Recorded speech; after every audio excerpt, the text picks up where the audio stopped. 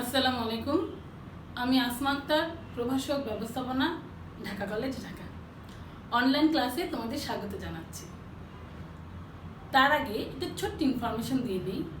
ছেলেরা, লকডাউন মানে কিন্তু শাটডাউন নয়। আমাদের যখনই লকডাউন শেষ হয়ে যাবে, আমাদের নিয়মিত কার্যক্রমগুলো চলবে, পরীক্ষা কিন্তু শুরু হয়ে যাবে। তাই এই যে বন্ধ পাচ্ছ, বাসায় বসে থাকছ, এর মধ্যে আমাদের শ্রেণী কার্যক্রমগুলো নিয়মিত চলবে এবং তোমরাও আমাদের সাথে শ্রেণী কার্যক্রমগুলো করবে।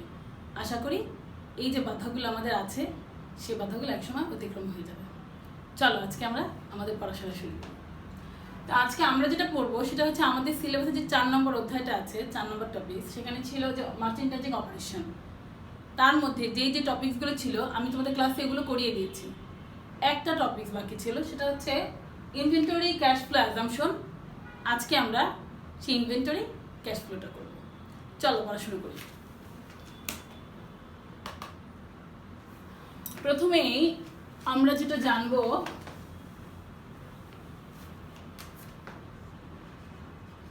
ইনভেন্টরিটা কি। ইনভেন্টরি মানে কি? ইনভেন্টরি মানে হচ্ছে মজুদ পণ্য। এখন দেখো, আমাদের অ্যাকাউন্টিং এর ভাষায় ইনভেন্টরি হচ্ছে এমন সম্পত্তি যে সম্পত্তিগুলো আমরা স্বাভাবিক সময়ে বিক্রি করার উদ্দেশ্যে জমিয়ে রাখি বা আমরা গুদামজাত করি।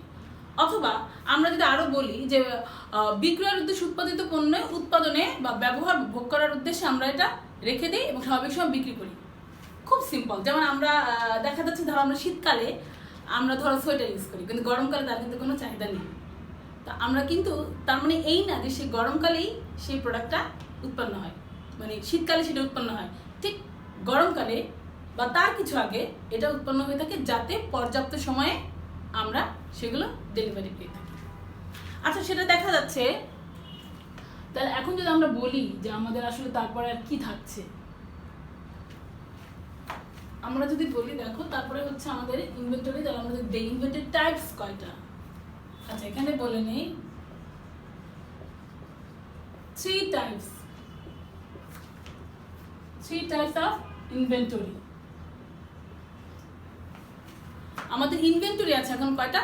3 রকমের। একটা হচ্ছে র ম্যাটেরিয়ালস,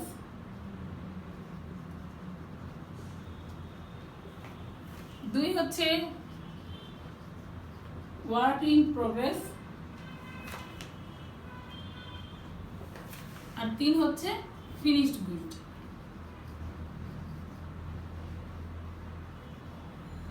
খেয়াল করো, র ম্যাটেরিয়ালস বলতে আমরা কি বুঝি? র ম্যাটেরিয়ালস হচ্ছে যেসব পণ্য একদম উৎপাদনের জন্য একদম কাঁচামাল হিসেবে মানে আমাদের গুদামে থাকে, সেটা হচ্ছে র ম্যাটেরিয়ালস। খেয়াল করো, আবার বলছি, যেসব পণ্য উৎপাদনের জন্য একদম গুদামে থাকে সেগুলো হচ্ছে র ম্যাটেরিয়ালস। আর ওয়ার্ক ইন প্রোগ্রেস হচ্ছে আমাদের যে কাজগুলো মানে সম্পূর্ণ হয়নি, প্রোডাক্ট কিন্তু চলমান আছে, কাজগুলো চলছে, সেগুলো হচ্ছে আমাদের ওয়ার্ক ইন প্রোগ্রেস, মানে এটা হচ্ছে একদম চলছে। আর এটা হচ্ছে ফিনিশড গুডস। এই প্রোডাক্টটা হচ্ছে আমাদের অবিকৃত অবস্থায় গুদামে আছে, আমরা এখন মানে তৈরি, একদম তৈরি পণ্য, কিন্তু আমরা এখনো সেটা বিক্রি করিনি, সেটা আমাদের গুদামে আছে। তো মোটামুটি এই 3 ধরনের ইনভেন্টরি আমাদের পাওয়া যায়। আমরা যদি দেখি এই 3 ইনভেন্টরি, এখন কথা হচ্ছে যে আমরা কেন ইনভেন্টরি হিসাবটা আমাকে, মজুদ পণ্য হিসাবটা আমাকে করতে হবে। খেয়াল করো, ধরো আমাদের যা আমাদের ইনভেস্টমেন্ট আছে, আমাদের যে মূলধন আছে, আমরা যদি সব মূলধন শুধু কাঁচামাল ক্রয়ে দিয়ে দিই, অনেকটা সময় আমাদের সেই টাকাটা রয়ে গেল, তাহলে কি হবে? তাহলে আমাদের পণ্য বা আমাদের ব্যবসায় আমরা অন্যান্য কাজগুলো করতে পারবো না, বা আমাদের অনেক টাকা ইনভেস্ট হয়ে যাবে, টাকাটা অলস পড়ে থাকবে। তাছাড়া আমাদের ধরো সবচেয়ে বড় কথা হচ্ছে, তুমি ধরে নিতে পারো, এক কথা যদি আমরা বলি যে আমাদের একটা ব্যবসার দক্ষতা, একটা ব্যবসায় কতটা ক্যাপাবিলিটি আছে, তা আমরা এই মজুদ পণ্য সংরক্ষণের মাধ্যমে জানতে পারি। সেখানে আমাকে আরেকটু আমি বলে দিই, যেমন আমরা এখন মজুদ পণ্য যখন আমরা কিনি, বা এর উপরে যে প্রভাব বিস্তারকারী উপাদানগুলো আছে সেগুলো কি কি? সেগুলো হচ্ছে, আমি একটু বলি, তোমরা যদি লেখো, যেমন তোমাদের আমি যদি বলি লেভেল অফ সেফটি স্টক, যে আমাদের একটা সেফটি স্টক করার জন্য, যাতে শেষ হয়ে গেলে আমরা আবার সেটা বাজারে দিতে পারি, চাহিদা মোতাবেক দিতে পারি, চাহিদা যাতে ব্রেক না হয়, এই জন্য কিন্তু আমরা মজুদ পণ্য সংরক্ষণ করে থাকি। এখন কথা হচ্ছে আর এরকম অনেকগুলো প্রভাবক আছে, শুধু একটা দুটো না। যেমন আমাদের যদি আমরা একসাথে মজুত পণ্যগুলো কিনি, সেক্ষেত্রে আমাদের কস্টিংটা কম পড়ে। আবার ধরো কিছু কিছু পণ্য আছে যে আমরা অনেকদিন কিনে রাখতে পারবো না, সেক্ষেত্রে কিন্তু বেশি দিন কিনবো না। যেমন কাঁচামাল দ্রব্য, আমরা কিন্তু ওগুলো অনেক কিছু হায়ার রেঞ্জে কিনবো না, বা খুব কি বলবো আমরা হিউজ যেটা কিনে আমাদের গুদামজাত করা যায়, আমরা কিন্তু তেমনটা কিনবো না। তোমার কোন পণ্যটা তুমি কিনবা এবং কোন পণ্যটা বিক্রি হবে, এটা একজন ব্যবস্থাপকের জন্য খুব জরুরি। আচ্ছা দেখো, তাহলে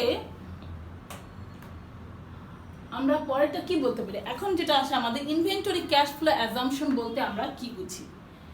ইনভেন্টরি ক্যাশ ফ্লো হচ্ছে একটা ধারণা। এই ধারণার উপরে ব্যবস্থাপনার একটি ফর্মাল সিস্টেমের প্রয়োজন, যেখানে আমরা একটা মজুদ পণ্যের মূল্য আমরা ঠিক করে দিতে পারবো। কেমন একটু বুঝাই বলি।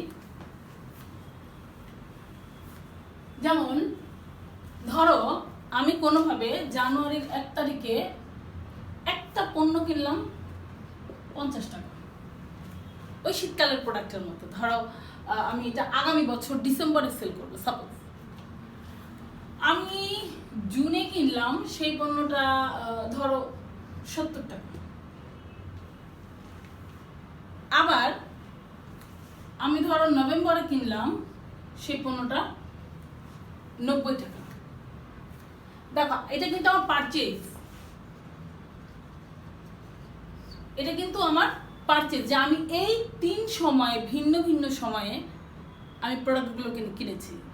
তুমি এমন হতে পারে জানুয়ারিতে তুমি সবগুলো প্রোডাক্ট পাওনি, যেটুকু বাজার থেকে পেয়েছো সেটুকু কিনে নিয়েছো। তারপর তুমি জুনে পেয়েছো, সেগুলো কিনেছো। নভেম্বরে পেয়েছো, সেগুলো কিনেছো। আমরা দেখো 3টা রেঞ্জে আমরা কিন্তু প্রোডাক্ট কিনেছি।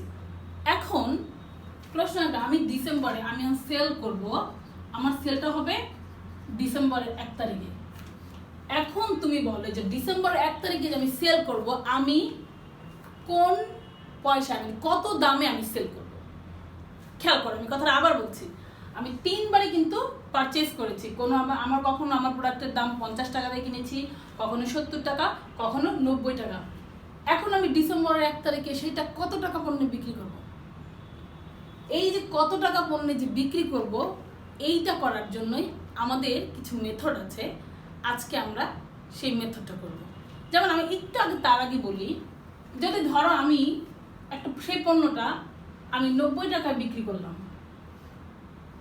বা আমি একটু করে ধরো আমি 50 টাকা ধরো আমি সেটা বিক্রি করলাম, তখন আমার কি হবে? তখন আমার যদি 50 টাকা কিনে ধরো আমি 50 টাকা বিক্রি করছি, তখন কি হবে? আমার আলটিমেটলি আমার কিন্তু প্রফিটটা লো হয়ে যাবে। যদি আমি সেই পণ্যটা 70 টাকায় বিক্রি করি, হয়তো একটু বাড়বে। যদি 90 টাকায় বিক্রি করি, তখন কি হবে? তখন আমার প্রফিটটা অনেক বেড়ে যাবে। আবার সেম ঘটনা উল্টাও হইতে পারে। এখন সেটা আমরা কি করব, এইটা ঠিক করার জন্য আমরা যে পদ্ধতিগুলো করি, যে পদ্ধতিগুলো আমরা ফলো করি, আমরা আজকে সেই পদ্ধতিগুলো দেখব।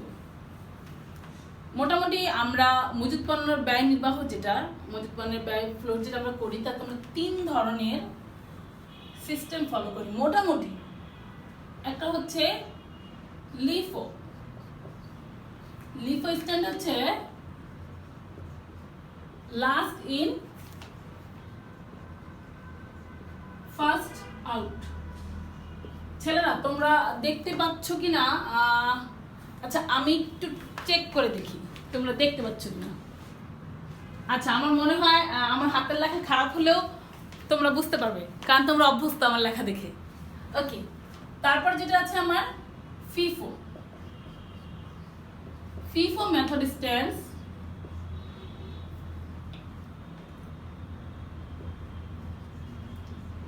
first in first out। আরেকটা আছে আমাদের এভারেজ মেথড। এভারেজ মেথড, আচ্ছা এভারেজ মেথডটা কি এটা বলি।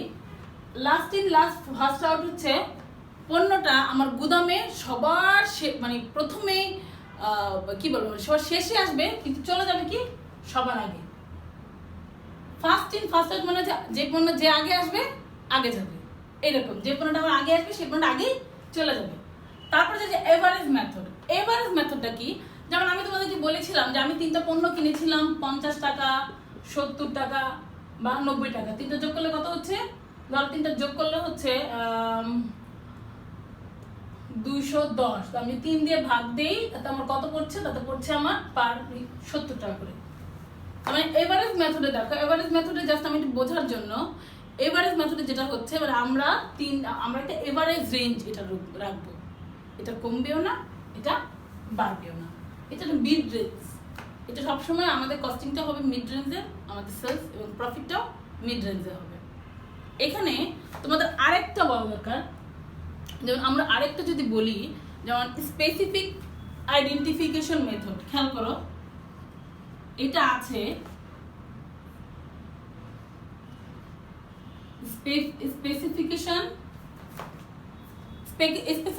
মেথড। আমি যাতে একদম সংক্ষেপে তোমাদেরকে জলদি বলি। আচ্ছা, এখানে কি দাঁড়াচ্ছে?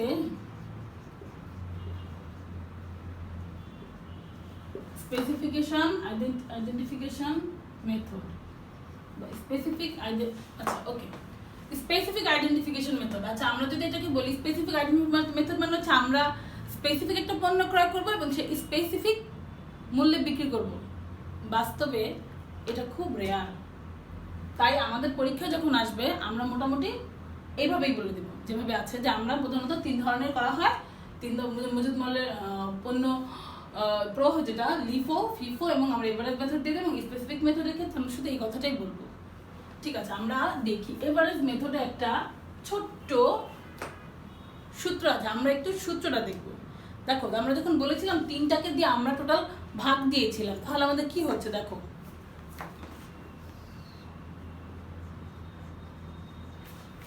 আচ্ছা,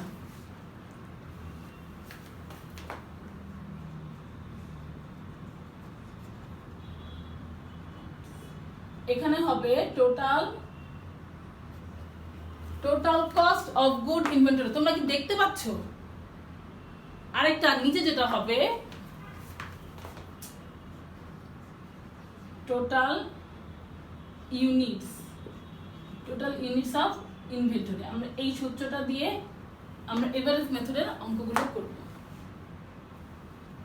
3টা মেথড কি তোমরা বুঝতে পেরেছো? একটু খেয়াল করে আমি আবার বলছি, LIFO last in first out, একদম সবার শেষে আসবে কিন্তু প্রথমেই চলে যাবে। আর হচ্ছে ফার্স্ট ইন ফার্স্ট আউট, একদম কি হবে, এটা প্রথমে আসবে এবং প্রথমেই চলে যাবে। আচ্ছা, এভারেজ মেথড আছে আমরা টোটাল গুডসটাকে, যেটা ইনভেন্টরি থাকবে আমাদের, সেটাকে আমরা টোটাল ইউনিট দিয়ে যেটা ভাগ দিব, যে রেজাল্ট হবে আমাদের, সেটাই এভারেজ মেথড।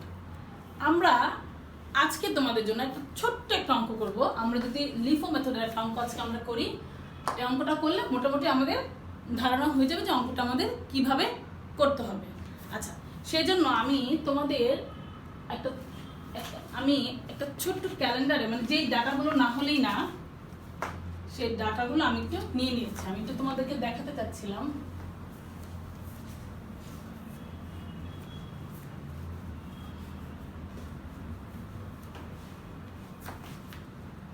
এটা আটকানো, মানে আমি এখানে একটু লিখেছিলাম অঙ্কটা, মানে একদম যে আইটেমগুলো না হলেই না, যে আইটেমগুলো আমরা হলে আমরা অঙ্কটা করতে পারবো, সেই প্রত্যেকটা আইটেম আমি এখানে লিখে দিয়েছি। কারণ আমি যদি বোর্ডে লিখি তোমাদের টাইম অনেক বেশি কনজিউম হয়ে যাবে এবং তোমরা দেখতে পাবে না। তো আমি এখানে কিছু আইটেম নিয়েছি, আমি এটা কোথায় এখন টাঙানো যায় আসলে সেটা হচ্ছে কথা। আমি একটু দেখি কি করা যায় এখানে।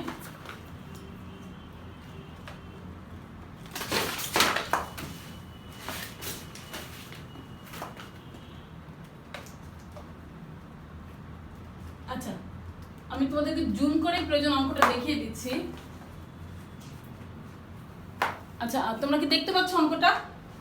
আমি একটু জুম করে তোমাদের দেখাচ্ছি যাতে অঙ্কটা দেখতে সুবিধা হয়, তোমরা খাতায় তুলে নাও। আচ্ছা দেখো, আচ্ছা, rocket company use a perpetual inventory system. এখানে আর অনেক কিছু লেখা থাকবে, আমরা আজকে ওইদিকে আজকে যাবো না, একদম আমরা অঙ্কের বেসিক নিয়মগুলো দেখবো। ওখানে কি আছে দেখো, ইনভেন্টরি 1 জানুয়ারিতে, মানে এখানে তার কিছু ডাটা দেওয়া আছে, আমি সেই ডাটাগুলো দেখছি। তোমরা একটু খাতা কলম বের করে অঙ্কটা তুলে নাও। জাস্ট কয়েকটা আইটেম আমি দিয়েছি, সেই আইটেমগুলো দিয়ে যদি তোমরা প্র্যাকটিস করো তোমাদের এটা হয়ে যাবে। ইনভেন্টরি দেখো, জাস্ট ইনভেন্টরি আমার মনে হয় দেখা যাচ্ছে জুনের 1 তারিখে আমাদের 300 ইউনিটস কিনেছে এবং এটা আমরা অবশ্যই টাকায় করেছি। খেয়াল করো আমাদের সব ইউনিটগুলো আমরা টাকাতে দিয়েছি টাকাগুলো। তো আমরা জুনের 1 তারিখে ইনভেন্টরি 1 তারিখে আমাদের হাতে ছিল এটা, তার মানে 17.50 মানে 17.50 আমি এটা দিয়েছি। পারচেজ করেছি দেখো, শুধু জানুয়ারি মাসে ডাটাগুলো দিয়েছি। পারচেজ জুনের 10 তারিখে করেছি 900 ইউনিট, টাকা ছিল 18 সেটা হচ্ছে কত ছিল 18 টাকা। পারচেজ জুনের 20 তারিখে করেছি 1200 ইউনিট, সেটা হচ্ছে 18.25। খেয়াল করো তাহলে আমি পারচেজ আইটেম দিয়েছি এখানে 2টা, যাতে তোমরা বুঝতে পারো। এবং তারপর সেলস দিয়েছি, সেলসগুলো আমি আলাদা করে দিয়েছি যাতে বুঝতে পারো। সেলস হচ্ছে জুনের 8 তারিখে আমরা বিক্রি করেছি 150 ইউনিট। এখানে কিন্তু কোনো টাকা নাই, টাকা দেওয়া হয়নি। আমরা আগে পোস্টিংটা শিখি তারপরেই বুঝবে। জুনের 18 তারিখে আমি সেলস করেছি 600 ইউনিট। জুনের 26 তারিখে আমি করেছি 1000 ইউনিট সেলস। আমি এখানে দেখো ইনভেন্টরি জুনের 1 তারিখেটা পেয়েছো, পারচেজ দিয়েছি জুনের 10 তারিখে, পারচেজ দিয়েছি জুনের 20 তারিখে, যা যা পারচেজ করেছি এবং সেলসগুলো আমি আলাদা দিয়েছি। একটু খেয়াল করো, অঙ্ক করার সময় যেটা খেয়াল করতে হবে আমার ডেটের দিকে, আমি তোমার ডেটগুলো খেয়াল করবে। আমি এখানে যেটা করেছি আমি একসাথে তোমাদেরকে বোঝানোর জন্য এইভাবে একদম আলাদা করে সেগমেন্ট করে দিয়েছি। কিন্তু পরীক্ষার সময় তোমাদের অঙ্কটা সেগমেন্ট ভাবে নাও থাকতে পারে, বাট যেভাবেই থাকুক অবশ্যই তোমরা ঠিক ডেট অনুযায়ী সে অঙ্কটা করবে। আমি রিকোয়ারমেন্ট দিয়েছি আমরা এন্ডিং ইনভেন্টরিটা বের করবো আন্ডার লিফো মেথড। আরেকটা যেটা করতে পারি আমরা, আরেকটা রিকোয়ারমেন্ট আমরা দিব, আমরা হচ্ছে কস্ট অফ গুডস সোল্ড বের করবো। কস্ট অফ গুডস সোল্ড, বিক্রিত পণ্যের ব্যয়। এই দুটো আমরা আজকে একটু বের করে দেখাবো। তোমরা কি অঙ্কটা তুলে নিয়েছো? আমি কি অঙ্কটা যাব? 1 মিনিট সময় দিচ্ছি, তুলে নাও অঙ্কটা। তারপরে আমি অঙ্কটা যাচ্ছি, তোমরা আমার সাথে সাথেই ক্যালকুলেটর সাথে নিয়ে বসো, সাথে সাথে অঙ্কটা করবে।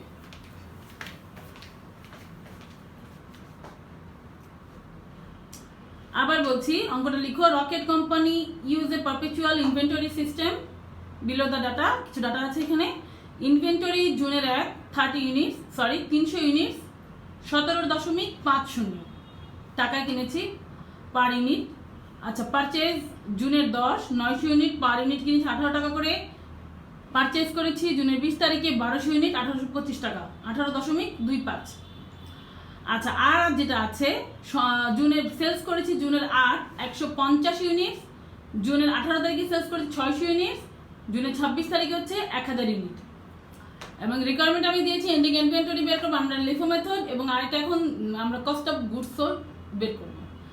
আমি অঙ্কটা পাশে এখন সরিয়ে রাখতে চাচ্ছিলাম, আমি জানি না আমি আচ্ছা প্রয়োজনে আমরা অঙ্কটা দেখে দেখে কোনোভাবে বের করা যায় কিনা আমরা এখন সেই পরে দেখবো। আপাতত এভাবে থাক। আসো আমরা এবার একটা ছক করি।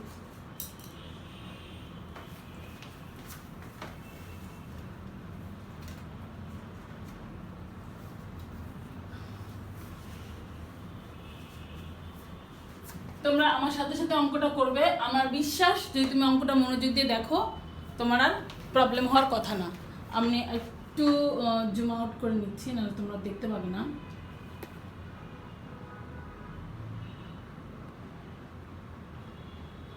ওকে, আসো অঙ্কটা করি। প্রথমে এটার জন্য যেটা করতে হবে আমাদের একটা ছক করে নিতে হবে।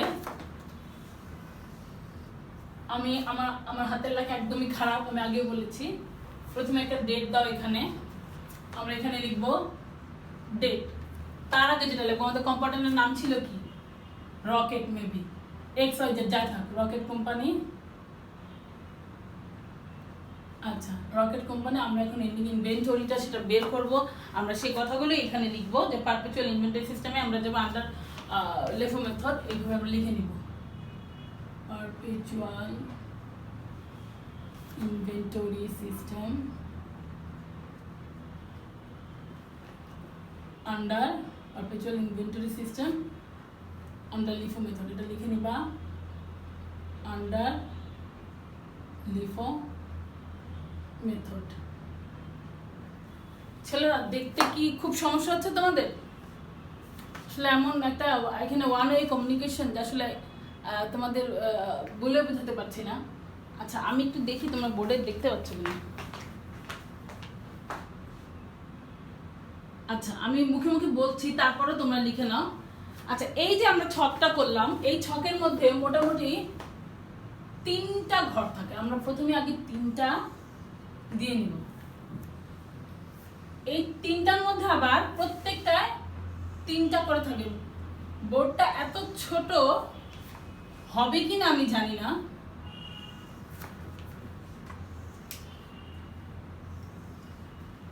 বোর্ডটা খুব ছোট।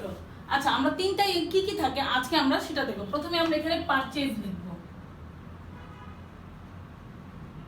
পারচেজ এটা হবে সেলস আর কস্ট অফ গুডস সোল্ড। আমরা কস্ট অফ গুডস সোল্ড দিচ্ছি, যেহেতু পারপিচুয়াল করছি। তুমি সেলস দিলেও কোনো সমস্যা নাই। আর এখানে আমরা ব্যালেন্স দিব। ব্যালেন্স এইখানে দেখো, তোমরা দেখতে পাচ্ছ কিনা একটু। আচ্ছা এই 3টা ঘর আমরা কি লিখবো, এখানে আমরা লিখবো কোয়ান্টিটি, আর এখানে আমরা দিব রেট, আর এখানে আমরা দিব টাকা, যেটা হয়েছে।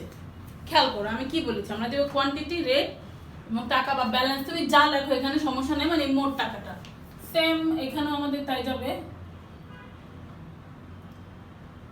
কোয়ান্টিটি, রেট যাবে আমরা কত টাকাতে কি করলাম, আর এখানে টাকা যাবে।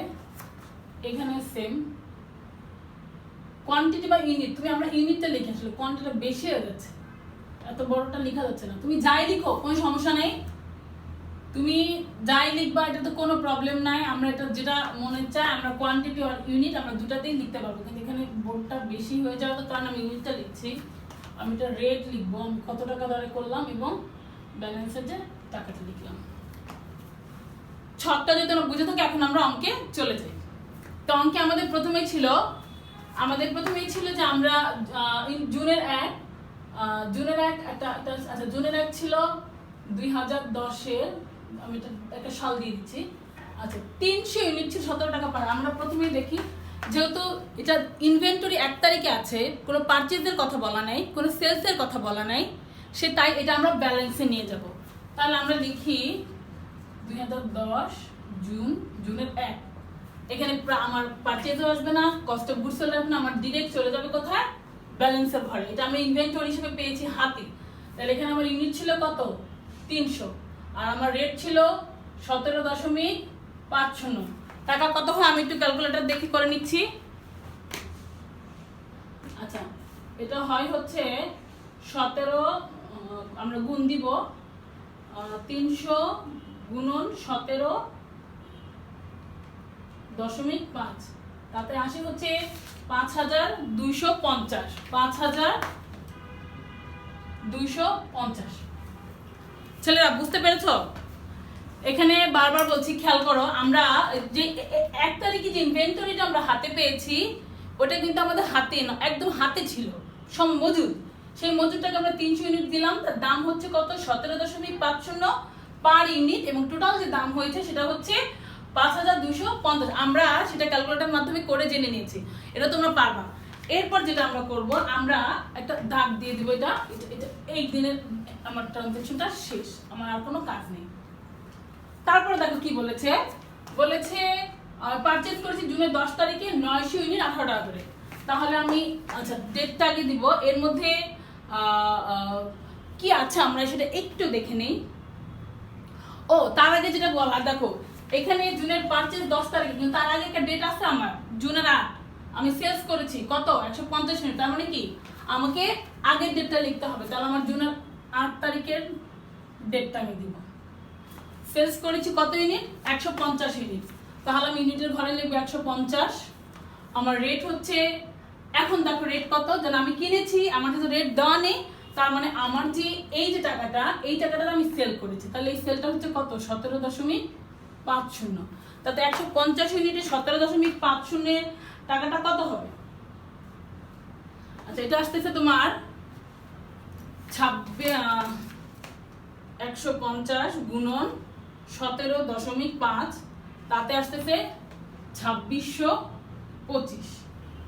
এইটুকু আমি মনে করি এইটুকু তোমরা সবাই বুঝতে পেরেছো এখন যেটা আমাকে করতে হবে দেখো, এখন আমি ব্যালেন্স আমার কত থাকবে আমাকে সেটা ঠিক করতে হবে। যেমন আমার আগে ছিল ব্যালেন্স কত 300 ইউনিট, সেখান থেকে আমি সেলস করে দিয়েছি 150 ইউনিট, আর থাকবে কত সভাপতি, তখন আমাদের আর হাতে থাকবে 150 ইউনিট এবং তার দাম সেই 17.50 করে, এবং তার দাম আমরা যদি গুণ করি তো একই 26-25 টাকা আসছে। আমার 8 তারিখের সেলস অলমোস্ট কমপ্লিট। আমি এটাকে ক্লোজ করে দেব, এবার আমি এটাকে দাগ দিয়ে আটকে দেব। তারপরে যেটা আছে আমার ডেটগুলো দেখো, তারপর 10 তারিখে একটা ট্রানজাকশন আছে। 10 তারিখের ট্রানজাকশনে কি আছে, 10 তারিখের ট্রানজাকশনে পারচেজ করেছি 10 তারিখে 900 ইউনিট 18 টাকা করে। আচ্ছা তাহলে আমি আগে লিখি জুন 10 পারচেজ করেছি কত 900 ইউনিট। আমি পারচেজের ঘরে এখানে লিখবো 900 ইউনিট ইন্টার ঘরে, আর রেট হচ্ছে কত 18 টাকা করে। তাতে হচ্ছে কত পড়ছে আমার 900 গুণন 18, তাতে 16,200 পড়তেছে। এখন আমার ব্যালেন্স এটাকে নিয়ে যেতে হবে। ব্যালেন্সে দেখো, ব্যালেন্সে আমার এখানে 150 ইউনিট আছে, সেটা আমি লিখে নিব 17.50, তার টাকা হচ্ছে 26-25। আর এই যে 900 ইউনিট, এই 900 ইউনিট আমি এখানে দিব, পারচেজ যেহেতু আমার যোগ হবে কোনো সেলস হবে না। আচ্ছা এটা হচ্ছে আমার 18 টাকা করে, কত 16,200। আচ্ছা আমার এই দিনের ট্রানজাকশনটা শেষ, আমি এটা এখন ক্লোজ করব। ছেলেরা আমি মনে হয় আমি নিশ্চয়ই খুব তাড়াতাড়ি বলছি না, তোমরা ধরতে পারার কথা, তো আশা করি তোমরা এটা ধরতে পেরেছো। আচ্ছা তাতে কি, আচ্ছা এরপরে যেটা আছে আমাদের দেখো, আমাদের 10 তারিখের ইউনিটটা আমাদের শেষ, তারপরে যে ডেটা আছে আমাদের 18। আচ্ছা 18 তারিখে, জুনের 18 তারিখে আমাদের একটা সেলস আছে, সেলসটা হচ্ছে 600 ইউনিট। তাহলে আমি জুনের 18 তারিখের ট্রানজাকশনটা দিয়ে, আমাদের তো সেলস 600 ইউনিট, আমি সেলসের ঘরে যাব, সেলসের ঘরে যেয়ে লিখব 600 ইউনিট। এখন এখন হচ্ছে আমার বোঝার ব্যাপার, এই যে 600 ইউনিট আমি এখান থেকে কিভাবে হিসাব করবো। 600 আগে 600 ইউনিট আমি কত টাকা বিক্রি করেছি সেটা আগে হিসাব করো। যেমন আমি লিফোতে কি বলেছি, আমার লাস্ট আসবে আগে, লাস্ট ইন শেষে আসবে কিন্তু ফার্স্ট আউট, তার মানে কি আমাকে এটা থেকে বিয়োগ দিতে হবে।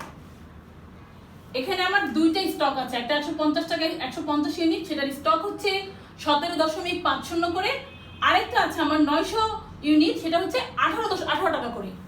এখন আমি বিক্রি করছি 600 ইউনিট আন্ডার লিফো মেথড, সেখানে আমি বলেছি আমার লাস্টে আসবে কিন্তু প্রথমেই চলে যাবে, তো আমার শেষে কোন পণ্যটা আসছে, এই 900 টাকার এই 900 ইউনিট 18 টাকা করে পণ্যটা আসছে।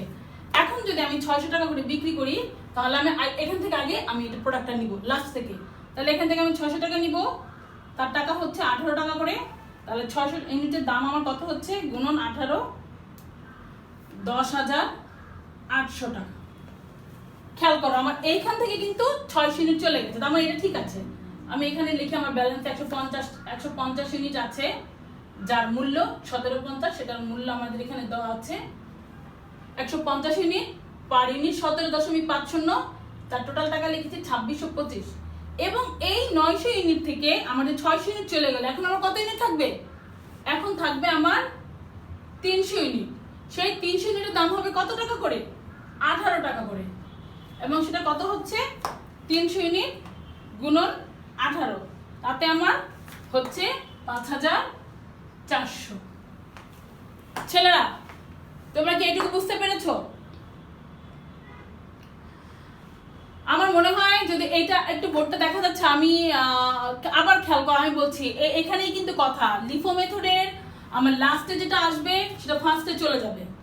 আমার কিন্তু জুনের 18 তারিখের হিসাব ওকে। এখন দেখো জুনের 18 তারিখের পরে আমি আবার কি করেছি, আমার জুনের 20 তারিখে একটা ট্রানজাকশন আছে, সেটা হচ্ছে আমার পারচেজ। জুনের 20 তারিখে আমরা পারচেজ করেছি 1200 ইউনিটের, এবং সেটা 18.25। আমি জুনের 20 তারিখের চলে যাই, জুনের 20 তারিখে আমরা কিনেছি কত ইউনিট, পারচেজ করেছি 1200 ইউনিট, আমি পারচেজের জায়গায় লিখবো 1200, টাকা হচ্ছে রেট হচ্ছে 18.25।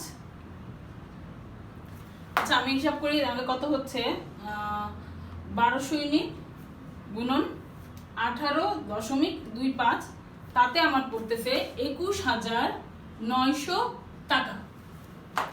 আমরা এইটা প্রথমে বের করে নিলাম। এখন দেখো ব্যালেন্সে যে আমরা সেটা কি করে লিখবো। দেখো যেহেতু আমাদের এখন অ্যাড হবে, আমার যেহেতু সেলস নাই, তা ব্যালেন্স থেকে আমার কমবে না, বরং ব্যালেন্স থেকে আমার বাড়বে। তো আমি প্রথমেই লিখি আমার ব্যালেন্সগুলো। প্রথমে আমি কত কত মূল্যের আছে, 150 ইউনিট আছে 17.50, তার মূল্য হচ্ছে 26-25। 300 ইউনিট আছে 18 টাকা করে, তার মূল্য 5,400। আর নতুন করে আমি যে কিনলাম 1200 ইউনিট, তার মূল্য হচ্ছে 18.25 টাকা করে, টোটাল 21,900 টাকা। আচ্ছা, আমার জায়গা হবে কিনা আমি বুঝতে পারছি না, তাও আমি চেষ্টা করছি একটু ছোট ছোট করে লিখতে যাতে হয়। আচ্ছা, আর একটা ট্রানজ্যাকশন আছে, তারপরে হয়তো যোগটা করার জন্য আমি জায়গা পাবো কিনা বুঝতে পারছি না। আচ্ছা ঠিক আছে, লাস্ট আমার আরেকটা ট্রানজ্যাকশন আছে, সেটা হচ্ছে জুনের 26 তারিখে। জুনের 26-এ আমি সেল করেছি 1000 ইউনিট। আমি জাস্ট সেলসের ঘরে এটা বসাই দিই। জুন 26 সেলস করেছি 1000 ইউনিট।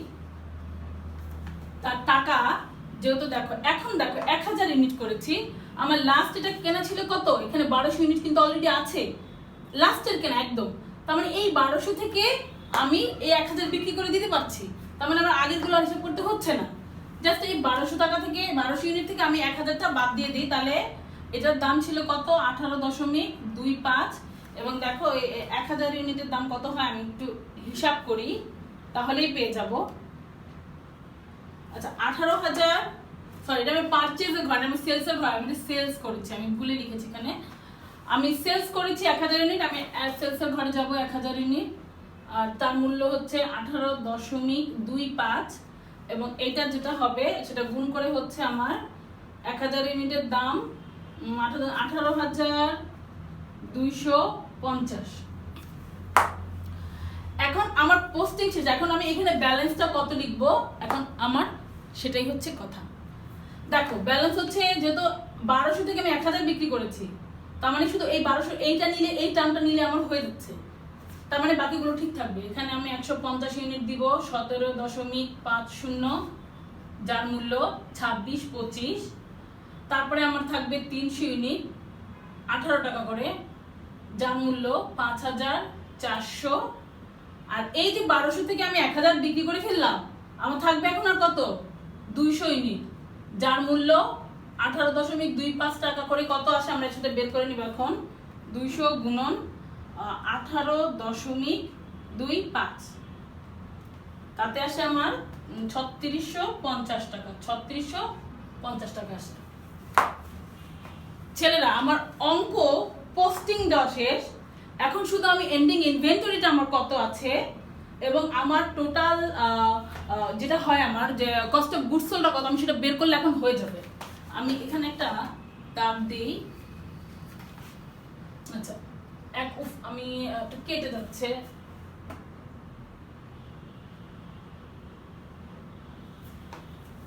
এখন দেখো এন্ডিং ইনভেন্টরিটা বের করার জন্য আমরা যে ব্যালেন্সের টাকাটা আছে, আমরা ব্যালেন্সের টাকাটা টোটাল যোগ দিব এখানে। টোটাল যোগ দিলে যে টাকাটা হয় সেটাই হবে আমার এন্ডিং ইনভেন্টরি। খেয়াল করো, এই যে ব্যালেন্সে যে টাকাটা, এই যে টাকাটা আছে, এটাই হচ্ছে আমার এন্ডিং ইনভেন্টরি হবে। তো এখানে তিনটা আমি পাচ্ছি, একটা হচ্ছে 2625 যোগ 5400 যোগ 3650।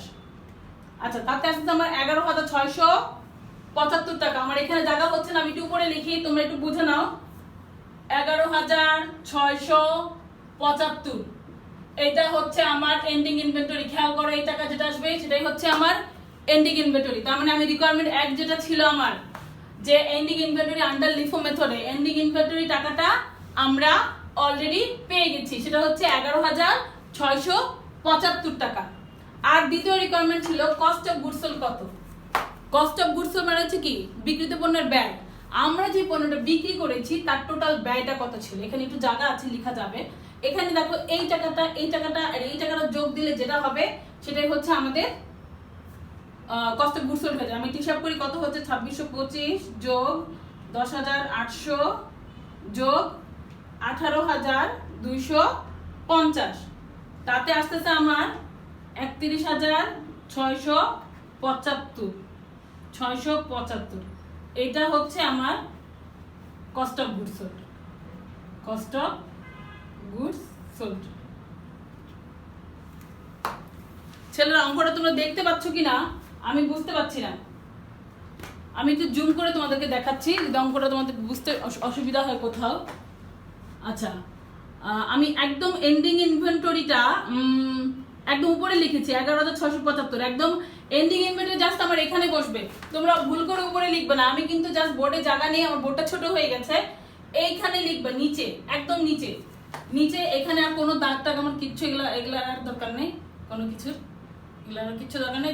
দেখো তুমি এখন তোমরা বুঝতে পারছো কিনা আমি একটু জুম করে তোমাদের যদি দেখিয়ে দেই আমার মনে হয় আর প্রবলেম হয় আর দেখা যাচ্ছে সম্ভবত। আমি পাশে অঙ্কটা রেখেছিলাম, একটু দেখো পাশেই কিন্তু আমরা অঙ্কটা রেখেছিলাম। অঙ্কটা রেখে রেখে এইবার যদি একটু দেখাই তোমাদের। আচ্ছা,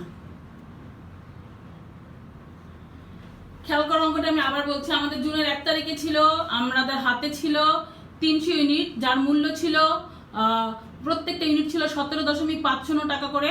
তো সেটা আমরা লিখেছিলাম প্রথমে 5,250 টাকা আসছে ব্যালেন্সের ঘরে। ওখানে আমরা শুধু ব্যালেন্সের ঘরে এই টাকা লিখবো, কারণ ওখানে আমাদের কোনো পারচেজ নাই, এটা আমাদের হাতে ছিল, হাতে মজুদ। তারপরে যে ট্রানজাকশনটা আছে আমাদের জুনের 8 তারিখে, আমি প্রথমে 8 তারিখে সেলসে আছে, আমার সেলস হচ্ছে 150 ইউনিট, যার মূল্য হচ্ছে 17.50 টাকা করে। টাকা বের হয়েছে 2625 টাকা। তারপর যেটা আমরা করেছি ব্যালেন্স থেকে আমরা যেটা সেল করেছি সেটা বিক্রি করে দিয়েছি।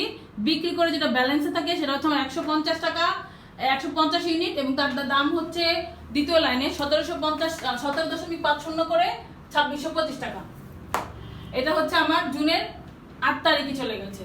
তারপরে যে ট্রানজাকশন জুনের 10, সেই জুনের 10-এ আমরা দেখিয়েছি যে 900 ইউনিট 18 টাকা করে আমরা পারচেজ করেছি। আমি সেই পারচেজের ঘরে লিখেছি 900 ইউনিট পারচেজ পার ইউনিট 18 টাকা করে 16,200 টাকা এসেছে।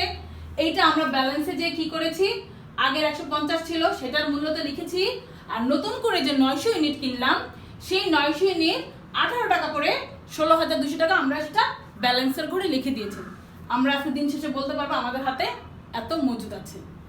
তারপরে যেটা আছে জুনের 18 তারিখে একটা আছে 600 ইউনিট আমি সেল করেছি। আমি আবার সেলের ঘরে যে 600 ইউনিট লিখেছি 18 টাকা করে, এবং তারপর তার মূল্য হচ্ছে 10,800। যেটা হচ্ছে এখন দেখো এই যে আমি 600 ইউনিট এখন ব্যালেন্স করবো কি করে, এই 600 ইউনিটে 900 থেকে 600টা বাদ দিব, মানে এই 600 ইউনিট আমি এখান থেকে নিলেই পারতেছি, মানে আমার এখানে যেতে হচ্ছে না। যদি এমন হতো, যদি আমি এটা মোছার জন্য যদি এমন হতো, ধরো এখানে আছে আমার 500 আর এখানে 100, ধরো এগুলোর কিচ্ছু নাই, আমার টোটাল 600 ইউনিট, বা এখানে ধরো আমার আছে, হ্যাঁ এটা 500ই ধরো, তাহলে কি হইতো, আমাকে এইটাও নিতে হইতো এবং এইটাও নিতে হইতো। তখন আমার সেলসের জায়গায় 500 ইউনিটের জায়গায় 18 টাকা দেখাইতে হইতো, এবং বাকি 100 ইউনিটের জন্য আমাকে এই টাকাটা দেখাইতে হতো। যেহেতু আমি এই অঙ্কটা প্রথমেই দিচ্ছি, তার মানে এটা হচ্ছে আমাদের নাই, তো আমরা ডাইরেক্ট সহজেই করে নিতে পারছি।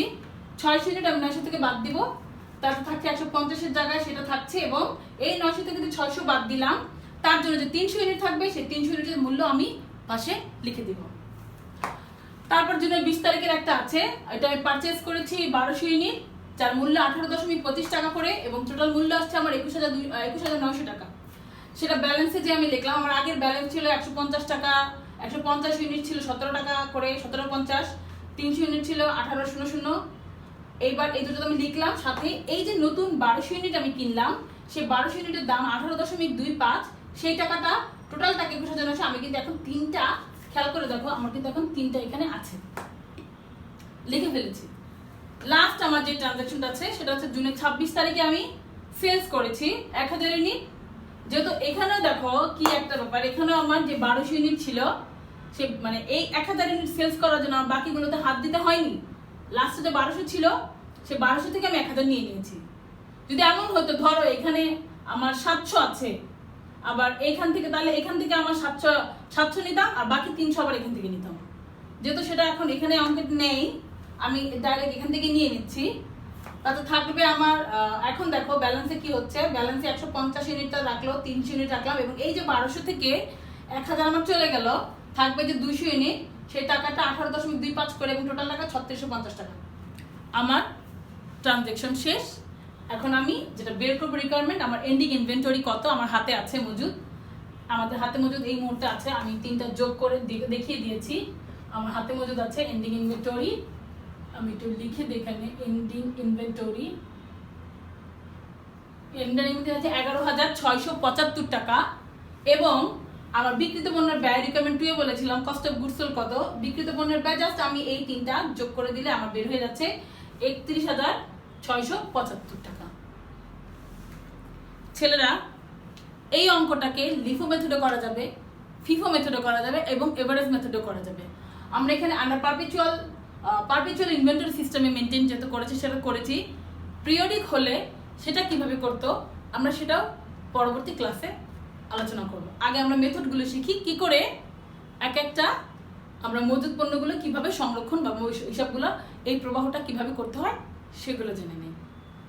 আশা করি যদি অঙ্কটা খেয়াল করে থাকো, আমার মনে হয় তোমাদের ভোলার কথা না, তোমরা অবশ্যই খুব ব্রিলিয়ান্ট স্টুডেন্ট, আমার চাইতে বেশি। তা আমার যদি মনে থাকে তোমাদেরও থাকবে, তোমরা অবশ্যই এই অঙ্কটা বাসায় প্র্যাকটিস করবে। এই টাইপের যে অঙ্কগুলো আছে আমরা কাইসুর বইতে আছে, আমরা যে বইগুলো আছে আমাদের বাজারে, আমরা সেখান থেকে বইগুলো অঙ্কগুলো প্র্যাকটিস করলে আমরা পারবো, বিশ্বাস রাখো আমরা পারবো। আর আমার মনে হয় যা বলার ছিল লেফো মেথডে, আমার মনে হয় সেটা বলা হয়ে গেছে। আশা করি তোমরা বুঝতে পেরেছো। তারপরেও যদি বুঝতে না পারো, কোথাও কোনো সমস্যা হয়ে থাকে, তোমরা অবশ্যই, আমি এটা গ্রুপে দিয়ে দিচ্ছি, তোমরা আমাকে কমেন্টে জানাবে, আমি চেষ্টা করব তোমাদের সেই সমস্যার সমাধানগুলো দিয়ে দিতে। যে যেখানেই আছো নিরাপদে থাকো, ভালো থাকো, আমার জন্য তোমরা দোয়া করবে, আমিও তোমাদের জন্য দোয়া করব। সবার জন্য নিরন্তর শুভকামনা। আজ এই পর্যন্তই, ভালো থেকো সবাই। আসসালামু আলাইকুম।